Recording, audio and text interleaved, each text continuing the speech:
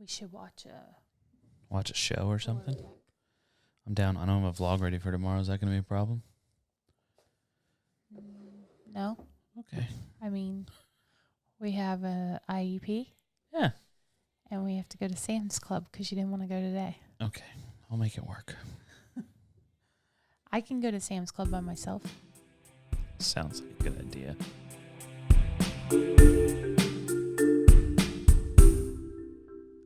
What's up, guys? Welcome back to the podcast. From AM to PM. Glad that you're here. What are we talking about? We're talking about how we failed parenting with Isaiah. Dun, dun, dun. I think that's a good topic. Yeah. It actually kind of falls in place with what I did tonight for the senior parent meeting. How so? Explain.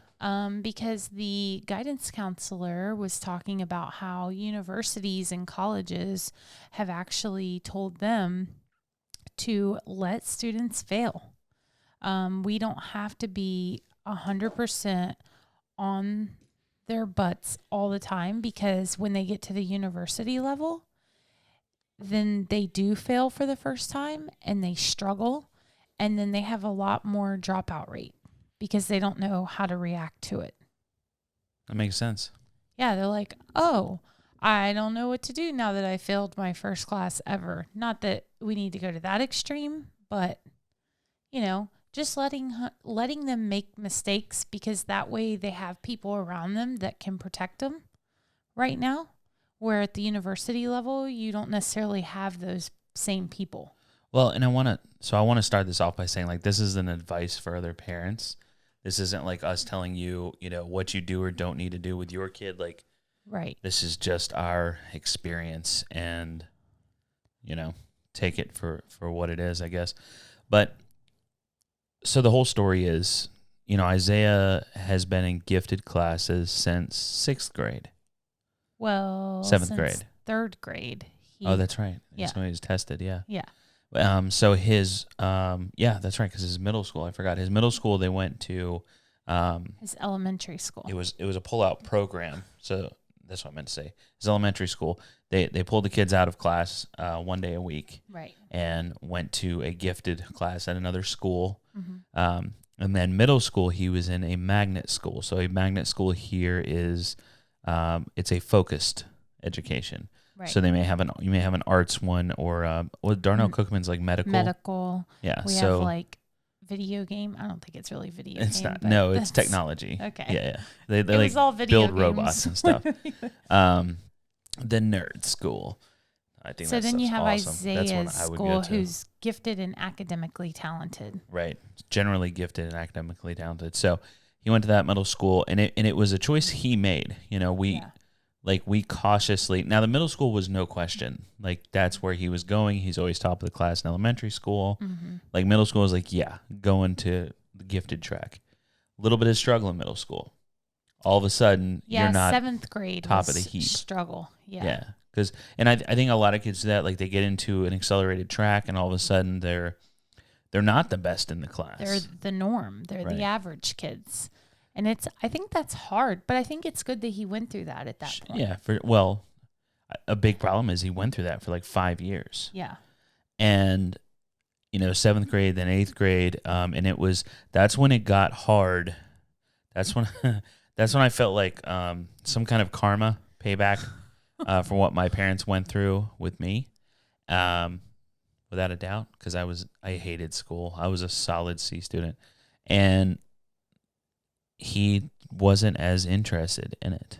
Right. And then socialization came into play. He's super social. Video games. Yeah. All the distractions from school. The meme that's the little boy or girl or whatever, and it says, "My teacher moved me today for talking. What she doesn't know is I don't meet a stranger," or something like that. Yeah, that's Isaiah. Oh my gosh, it's so Isaiah. Yeah. Every report card. Every single report card, even in high school, from like 1st grade on, has always had the N code, which is too much talking in class. Granted, this weakness of Isaiah's is his strength. It is. He is so personable. even with the anxiety that he struggles with, like Mhm. he can talk to literally anyone Yeah. except for ordering fast food or something like that. Well, and I That's something that honestly, gets him. and something that I've always talked about with his teachers, and they've agreed, is that I feel like school is an outlet for him. Yeah. It's where he can just be a kid versus being a third caregiver. And whether you have a special needs child or not, like it's not like we're like, okay, Isaiah, you're a third caregiver. It just kind of goes with the territory. And we know, but okay, so during our parent teacher conferences where we brought that up, we never presented that as like An excuse. right. It was never like, okay, you got to give them a little bit of Right. Because everyone has stuff they're going through. We just want people to be empathetic of others and understand where he's coming from. Well, and I know the teachers have always appreciated like knowing their kids, because so many times you don't know what the kids are dealing with in home life. Right. And I remember Isaiah going to school and telling him that his sister ate his homework.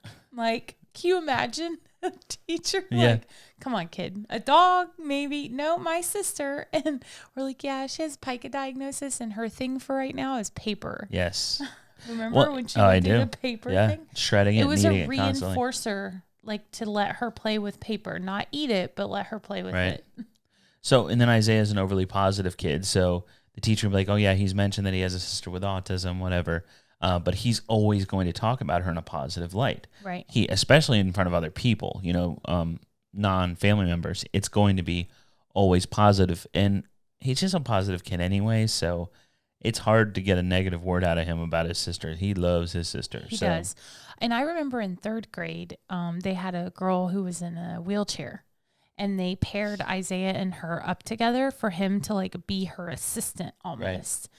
And it was just to kind of help her like get through doors in the hallways and like carry her backpack. And I actually went to the teacher and I was like, just so you know, this is a little background on him, because I didn't want him to feel like, great, now I'm coming to school and I have to be a caregiver here too. That was our concern. Right. And what are you doing, Maverick? I want to be on the podcast. Yeah. It was a wrongly placed concern. It was. And she's like, well, thank you for letting me know. Isaiah already told me. And she like made it a point to make sure he was okay with doing it. And Isaiah actually talked to us about it, because we were like, no, give him a break, from caregiving. And he's like, no, it just comes natural. Yeah. So moving forward, there were papers, there's moments that I'm not proud of. There were papers that had to be written. There were assignments that had to be done. There were, forgotten things at home that needed to be turned in that moment. And we never allowed him to fail. Not once that I can think of. Yeah. If a paper had to be done and he hadn't done it, and, after all the fussing and punishment and everything like that, I'd still help him write it, and it. So we went through that, and the kid never failed. Priscilla would drive all the way across town. I mean, all the time to bring that kid. Like, there are times I don't even know about, I'm sure. Oh yeah. Yeah. You always have secrets from Dad. Every family does. Because she knew I would, be hard on him about it. And it's like, but both of us are guilty of never allowing him to fail. So that sounds like super loving parents, obviously. But what it does, Maverick, go lay down, buddy. What are you doing? He's trying to jump in her lap during the podcast. It's dinner time. Hasn't he? I thought Isaiah was feeding him. No. Oh, that's why. He's like, He's Mom, freaking out. Mom, it's 10 o'clock. Both of us are guilty of it, for sure. But this has set him up in the future. Asa's super stressed about Isaiah going off to school and not being prepared, I think. I am. I'm very, very stressed. I mean, the kid can't even remember to feed the dog. So. I think you should go to some of these meetings that I go to, and you'll see, like, even the guidance counselor today, she's like, colleges ask about this or they ask about that, and it's not just about grades, and it's about common sense. She's like, that we need to work on with this entire group. So I'm like, see, it's not just Isaiah. Like he's very, and I feel like you don't remember being in high school because and I'm a girl, but I remember being like not near as bad as boys are. So I went to college. I went to college out of high school. Yeah. And if I'd have stayed in college, I'd have failed miserably. I was not prepared to go to college. I had no tools. I don't think I ever talked to a guidance counselor. See, but he has. And I think that the school he's at, they've set them up to where he won't fail it. And I'm not like discrediting him or saying like, oh, he's going to fail. Like I'm just worried, you know? I'm worried because he hasn't felt that pain. To be honest. Oh my gosh, you're not going to let your kid feel that kind of pain. You're like, no. Lesson learned. Yeah, Oh, no. I failed when I was a kid. Like what? Like my parents would have never let me do that. What parents do that? What do you mean? That's mean. No, that's our child. That's our generation. Our generation had kids that actually failed at things, that actually didn't get bailed out every time something bad happened. Nah. He'll be okay. So Priscilla and I come from two different upbringings. Totally different. But it has put us in the same place. So Priscilla's parents didn't allow her to fail either. They bail you out of anything. Yep. My parents did allow me to fail. I had, a few times in my life where, and I would never, like, my parents are amazing on both sides. I my dad's a fantastic dad. My mom is just the best ever. They're fantastic. But we're both blessed with, you never hardly ever see like divorced families that have 4 sets of amazing parents. We are very blessed with that. Yeah. But I just, there were times in my childhood that nobody was really there. My dad worked out of town and my ex-stepmom wasn't a great person. So, but I have to know, like, what did they let you fail at?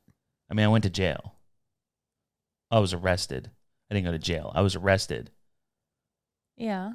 So that happened when I was a kid. But your parents didn't let that happen. That was just a mean stepmom. No. But, I got into those situations is what I'm saying. Oh. You know what I mean? I there was no like. Well, there is going to be no jail happening in our house for that to be an opportunity. Priscilla's looking at me like, how does this correlate? Well, it's. I'm like, we don't even edit, so I can't say what I really want to say. No, but seriously, like, okay, could you imagine little Priscilla getting arrested? No. Right. So that's what I'm saying. We had totally different childhoods. But I remember when we both ended up at the same spot. But I remember when I was in like 5th grade and my mom said, if you don't stop this, I'm going to take you to jail. And so she took me to jail and they showed me the kids doing customer service. And they were like, if you have 2 paths and if you go down the wrong path, you're going to end up like these kids doing community service. Well, that just whipped me right into shape. So that's kind of letting me fail. What were you doing that she said? I just wasn't listening. Like I had a bad No child attitude. has ever gone to jail for having a bad attitude. Well, it was like I was adamant. Like okay. She would tell me not to be somewhere and I would go there anyway. You were naive. I actually was put in the back of a cop car. There's a difference. I can't help it that you're more of a hellion than I am. It doesn't mean my parents didn't let me fail. Anyway, my point of the whole thing is I was allowed to fail and it's not like a psychological thing. I'm not like, I never want that. But I wanted to protect my kid. Like every dad hopes that his son grows up to be a better man than he is, Right. I think Isaiah's on track for that, no doubt. Like he's a fantastic kid and he's going to be a better man than me. I have no doubt. But I also don't want him to struggle in the areas that I struggled in because him and I have the same brain. We have the same he's doing issues. Good so far because he hasn't gotten in the back of a cop car. Shut up. So, and, saying. It was just bad decisions. I was a kid, like a kid. I was like 12 or 13, I think. Anyway, so everybody's gonna be like, "Why'd you go to jail?" That's not. It's not important. It involves other people that I don't want to. Anyway, it doesn't involve. It does, sort of. Anyway, moving on. So, what? Nothing. you and I are at such different places with this right now. Like, I am not stressed about Isaiah, like, going off to college. And, like, you're not stressed about him going off to college. What are you stressed about? Everything else that life throws at you when you're not under the protective aura of coming home every night. Phones. He can call me any time of the But day. we're not going to be tracking his cell phone once he moves out. He can call me. Like, I remember when I was at college and my whole duffel bag, because I went to military college, got stolen. And so I called my mom at like 2 a.m. because we were out drinking underage and it got stolen. And I was like, I don't have anything. I don't have any uniforms. I don't have anything. And my mom was probably like, see, she wasn't ready. So you could have gone to jail. Yeah, well, that's the thing. My parents were a little more like, you want to do what you want, fine, do what you want to do. Enjoy the real world. And yeah, that's so not what we're going to be doing. Right. Well, and I'm not saying that's what we are doing. I'm saying that our different paths, I don't feel like you're listening to me at all. Are your headphones working? Our different paths have led us to the same place where we're like very much helicopter parents. We're very much like, checking your grades every night. And it's like, and it's, I know it's super annoying for him. It's absolutely necessary though in past years. Yeah, it was. Because he would slip so quickly with that kind of thing. Those short little, the feedback that he would get from playing video games instead of doing homework, it was short-lived, but he liked it. So he would do that instead. Even though we say we failed at parenting, I'm going to call it a success because we have not done all of that this year. We are not helicopter parents. We're on the ground. It's the first semester of senior year. Yeah, and I haven't checked grades one time. This is no different than him last year going, I'm doing better now. I'm like, it's been a week. Like, we can't say, oh, yeah, we conquered this. I don't want to call it too early here. He's done Not on his account. I'm talking about on our account. He's done everything he's supposed to do. He is so far ahead of like where he needs to be for college applications.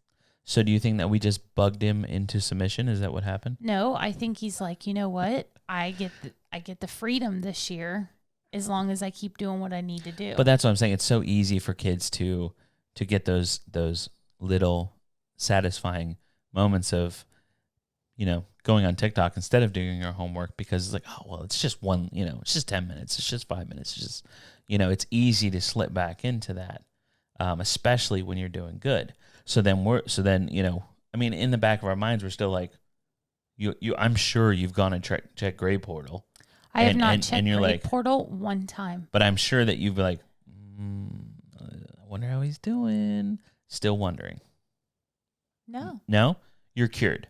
I'm cured because he's giving me information. You have changed who you are now. Yeah, because I see him. And you've changed because who is this guy? Like, you don't even know how to log into Grade Portal. I still don't know how to log into Grade Portal. Okay. So I'm not worried about his education. I don't think he's going to go there and waste his education. I'm worried about the real world. Oh, I'm not. He's got 4 years still. How many mornings do you wake him up, percentage-wise? A lot. Yeah. That's what I'm talking about.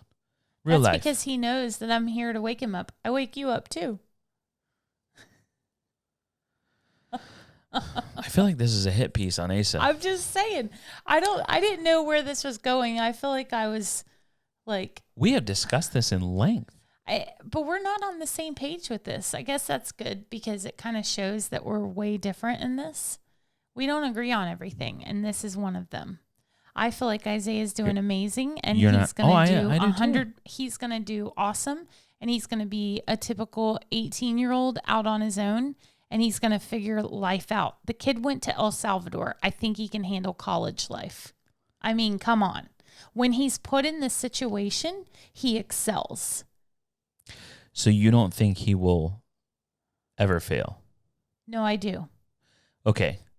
This is the direction of it all. All right. When that happens, and it be a big one, I mean, in the grand scheme of things, it's never really a big one, but if it's a big enough one, Then I'll take an airplane to I know. his No, college. what I'm at, like, how is he going to handle that? Because we haven't prepared him for that. Oh He's my never gosh. felt that. Right, and you can't. No person in their right mind would ever intentionally want their child to feel No, that. nobody wants them to.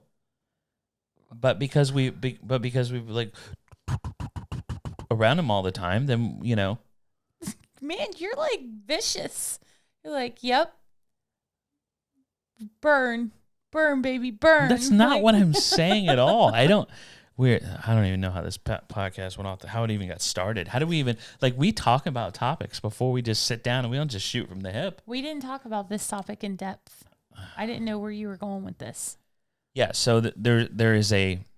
Okay, so you don't listen to the same things that I do. You don't consume the same media that I do. No, I don't. So there is a theme, there is an idea, mentality that that we don't allow our youth to fail nowadays. We don't allow them to feel failure, to miss a step. So when they do finally go out into the world and actually experience failure, they don't then know how to process it. They don't know how to deal with it. They'll figure it out. Like we all did. They will.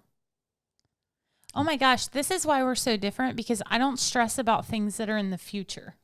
I don't think about that stuff. Like, One of us has to think about the future. You can't stress about something that possibly could, maybe, like, you can't stress about that. No, it's not possibly could. Everybody fails. Okay. And he maybe at that point he'll have strategies that he'll be able to cope with it. Where would he have learned those strategies? College. They, I mean, he ate ramen noodles for the first time 3 years ago, Asa. I know. We're He's doing something. set for disaster. We are doing something. It came up on my time up. Oh, my goodness. You can't stress over that. It's super hard to have a conversation about something when neither one of you. I guess it's a conversation. It's differing of opinion. Wow. Yeah, I thought you understood my brain on that one with the whole not allowing him to fail thing. I did not. So for you, when I said we should talk about how we failed our kid by not allowing him to fail, you're like, what was your train of thought then as far as the direction of this conversation? Like, yeah, but then we'll talk about how everything's going to be fine. Yeah. Because it's college. And college is wonderful. He's going to have a Letterman jacket and a girlfriend. Yep. He'll drink a couple beers and then call me. Like, Mom, I'm sorry I drank beer. I'm like, that's okay. You're in college. It's like a fairy tale in there, isn't it? Yep. You don't worry at all. No. That's good. I guess both of us can't worry. No. I just don't, and that's my, like, I just don't want. Like, you're getting teary-eyed right now. I am not teary-eyed at all. I don't want to see my, I don't want to see my kid, fail and have to cope with that on his own outside of home. Does that make sense? Yeah. Because we haven't allowed him to do that here. We've always rescued him from everything. And that's just not how life is. You don't have that flotation device. I haven't taken homework to school in like 3 years, so I'm good on that too. That's got more to do with honesty than anything. What do you mean? Because he ain't going to tell us if he didn't bring his homework. Yeah, I'll know by focus. I used to. Yeah, you find out by focus, but he ain't going to call you and say, hey, I forgot to, because he would call me. He would never call you for that. No, ever. Never. Yeah. Ace is the jerk. I'm good cop, bad cop. Not true. On that kind of stuff, it is so true. On homework, because it's his job. School's his job. I expect him to do his job. That's it. It is a priority. And okay, so going back down that road of schools that he's in. So I guess we forgot to mention that when he went on to high school, it was a gifted school IB program, which is the most challenging program in the country. Mm-hmm. Okay. So International Baccalaureate program. And hardest. Asa was not on board at all. No. I was concerned. Okay. I was concerned that with his lack of interest in seventh and eighth grade, lack of stick-to-itiveness, that he would not work hard and that it would cause strife and difficulty throughout his high school career. And here we are, senior year, and he's doing amazing. Gosh, you are just rainbows and unicorn farts. You're gonna have issues with kids in any program. If he were in regular classes, he wouldn't have wanted to do his homework. How easily you forget. We had 3 years in high school of just like beating our heads against the wall trying to get him to. I know, but I'm just saying it wouldn't have changed for the program if he were in regular classes. Yeah, I know. He wouldn't have done the work in there either. I know. I'm just saying, Right. but my whole point was that he chose IB program. Like, we're like, are you sure? And he wanted to do it. I have all the faith in him. I've told him so many times, like, based on your track record, no, you're not gonna do awesome. And but based Isaiah on my and Mom faith were for like, you, yep, we got this. based on what I know you're capable of, and what I know he can do, yeah, absolutely. I know that he can do it. And I would sit and think, when is this kid going to just kick it in high gear? And I feel like he has now. Yeah, I feel like he has. Like, you look back at his grades, like he's so much happier now that he's actually doing it. And when we talk about grades, guys, he had like C's, like 2 C's. It has not been like, he hasn't failed. No, he's never failed. No. By the end of the grading period. Right. I mean, I don't want to downplay the struggle. You know what I mean? No, I think it would be a struggle because I hear parents of kids that are on the regular track struggle. Yeah. So I know it would be a struggle no matter what. It's kind of a teenage thing. It's every teenager for the most part. Yeah, I know. I know.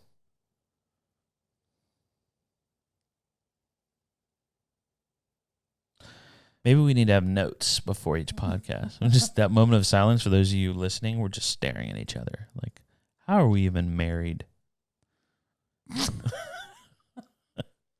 Oh. I think this is why we're a good team at parenting, though. I wish we could edit this. Why? So I could say something.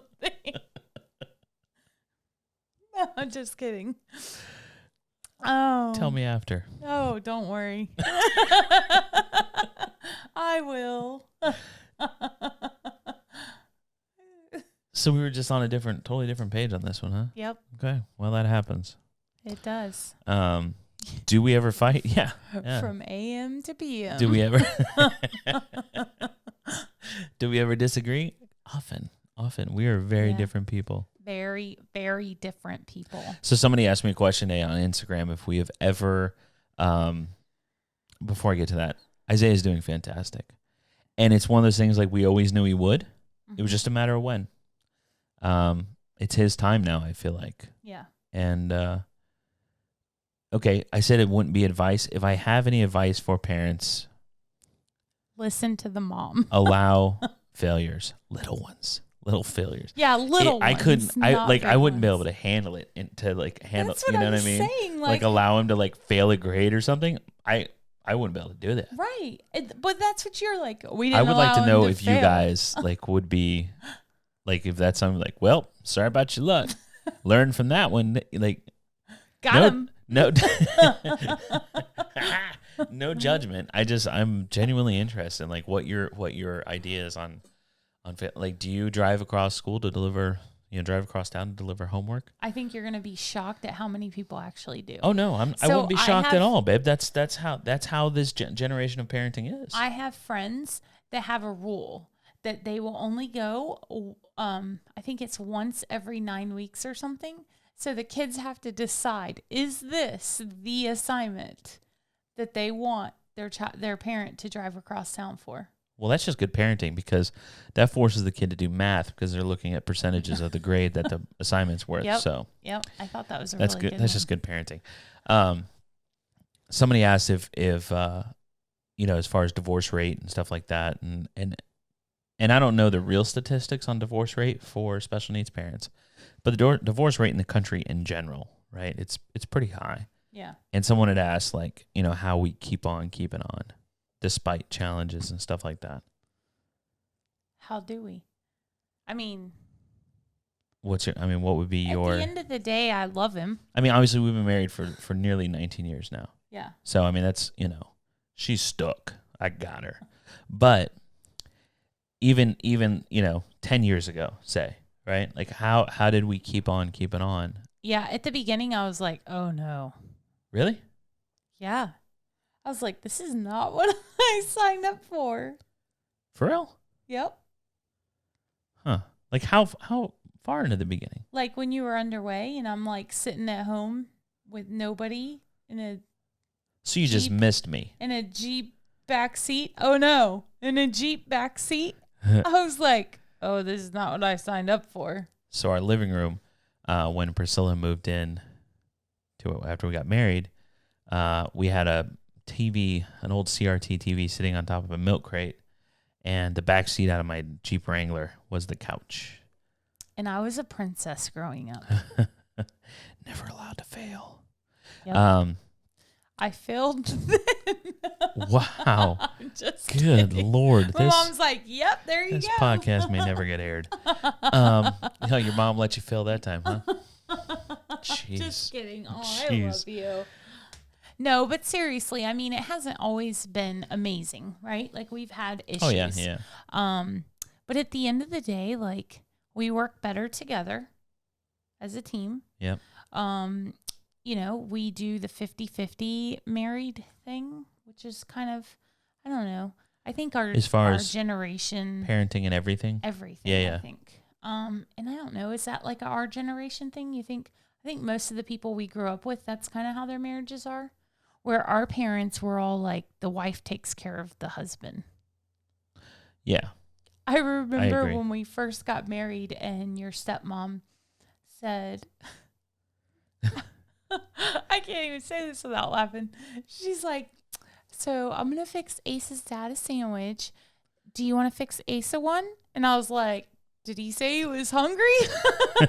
She's like, no, that's what you do. Like she was giving me marriage advice. And I was like, oh, you haven't met Candace, huh? Which is my mom. I'm like, that's not how we roll.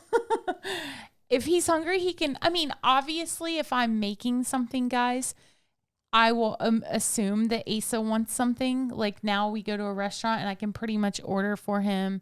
If I go out, I'm going to automatically get him something. But when we were first married, I was like, yeah, no. What? There are, we take care of each other though. We do. He brings me coffee. I bring him coffee. Like it's 50-50. Yeah, we take care of each other. But it was just funny because she is like old fashioned, traditional, like, yep. like. So is my mom. Yeah. My mom's old fashioned, traditional, Now my mom's gotten more like that the older she's gotten. Yeah. She takes care of my stepdad. Yeah.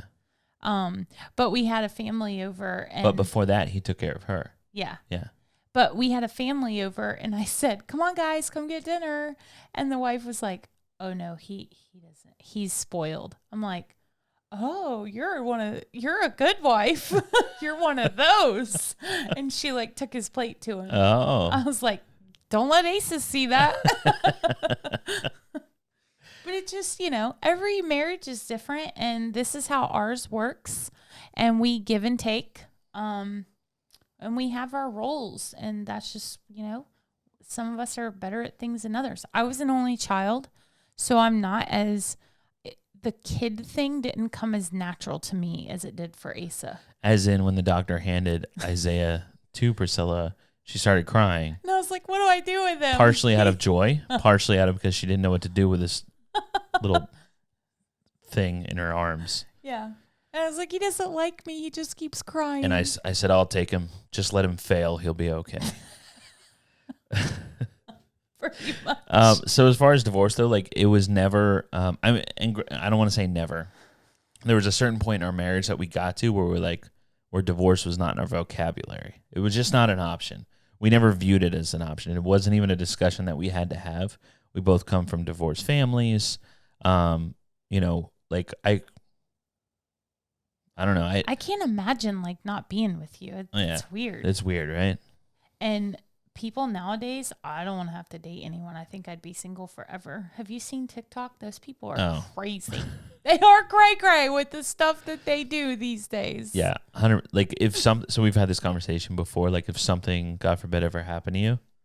Asa says he would. Life. Yeah, that's what he says, but I think babe, do you know how much crap you put up with? Yeah. Yeah. I do. No, like, comment seriously, section- think about it, okay? The comment section, The yeah. comment section knows how much crap I put up with too. Wow. Instagram does too. Somebody posted today, how do you put up with Asa with a winky face? He's really an amazing guy, y'all. Yeah, but there's some stuff that it's like only you would put up with. Yeah. It's been, Yeah. I would be single forever. And that's fine. It only happens one time. So, right? It's true. Right? You're only going to find one guy like this? Yep. Thank you. Gosh. You had me worried. Hey, Maverick, can you back up? So he lays right behind me, so I can't even move my chair. Oh. He's back up here. Maverick, we never let you fail either. Nope. Ever. He's my boy. Would you let Abby fail?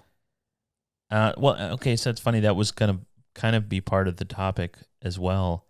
The difference in parenting between two kids, regardless of autism, right? The difference in parenting between two kids. But because of autism and the skills that Abby has to learn, we allow her to fail. Well, but sometimes the non-autism related, right? Yeah, errorless learning. But with the non-autism related things, no, absolutely not. And like if she's learning a life skill, that's what I'm saying. If she's learning a life skill, because this is, I will allow her to fail in order to learn. But outside of that, never.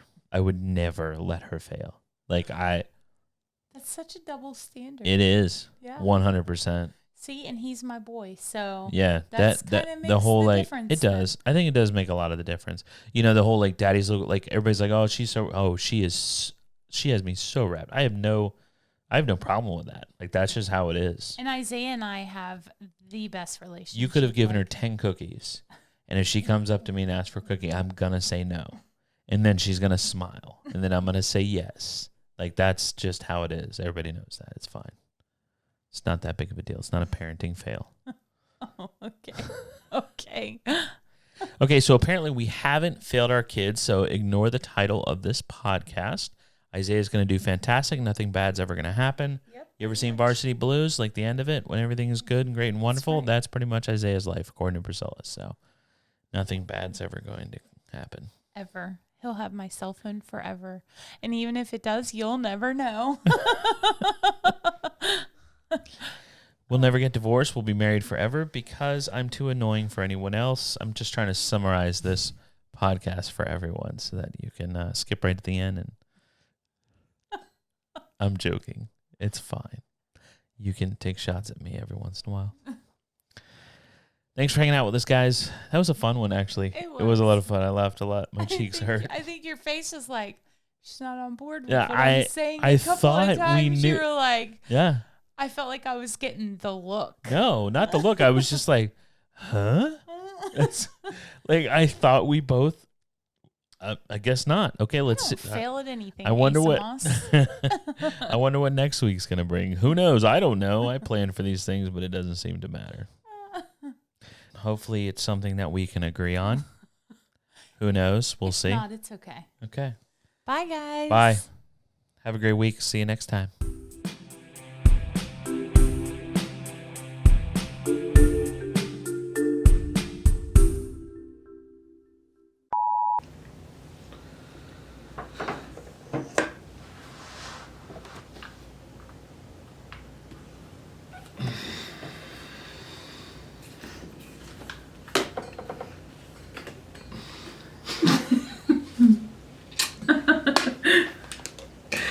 Oh.